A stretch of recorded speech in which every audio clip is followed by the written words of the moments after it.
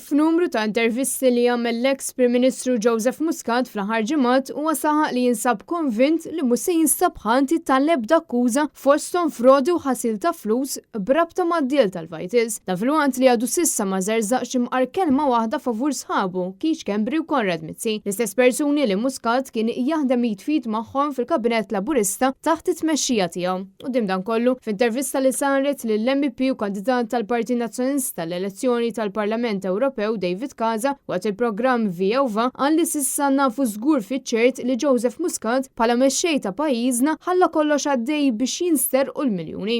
Nafu li ġew missuqa l-poplu Malti, il-pazjenti tagħna ġew missuqa 400 miljun. Min kien Prim Ministru dak iż-żmien? Joseph Muscat. Mela allura ma jistax jgħid jiena hearsay ġew misruqa 400 miljun taħtu bħala Prim Ministru. Mistoqsi dwar il-post vakant tal-Kummissarju Ewropew, David Kanza qal li daw kollha madwar Roberta Bela qed jażlu li jħarsu n-naħa l-oħra quddiem il-kriżi laburista. Jekk dawn in-nies illum qegħdin jiċabxbu għall-attak fuq ġudikat. Jiena nafhom kollha dawn in-nies tajjeb. Jekk dawn in-nies illum mhumiex qegħdin jitolbu biex l-inkjesta tiġi pubblikata. Jekk dawn in-nies illum iċabxbu meta jsir attak fuq ġurnalisti, skuża ħajkollhom problema kollha biex jgħaddu mit-test tal-Parlament. David Kanza qal li l-aġir tal-Gvern Laburista qed jissogra li saħansitra nitilfu l-fondi Ewropew tant importanti għal pajjiżna.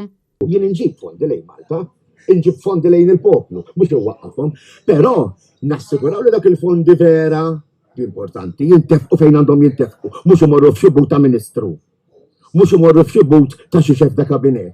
Irridu li l-flus li jiġu mill-Ewropa imorru fejn suppost. Jekk il-Gvern ma jrix li l-fondi jifqu, jqed jaqaf jattakka ġudikatura, għaliex jaf jista' irid jaqaf jattakka lill-ġurnalisti, irid ikun trasparenti, irid jadotta il-konklużjonijiet tal-inkjesta ta' Defni għadna sal-lum għalbert. U għalhekk ħażin meta jkomplu jattakkaw il-ġurnalisti.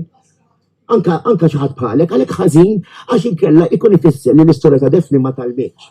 Allura iva, jekk ikomplu jagħmlu dawk, il-fondi jistgħu jitwafqu, però ma jkunx David Casa li waqqafhom, ikun l-aġir tal-Gvern li waqqaf il-fondi. Chris Simmamo għan Net News.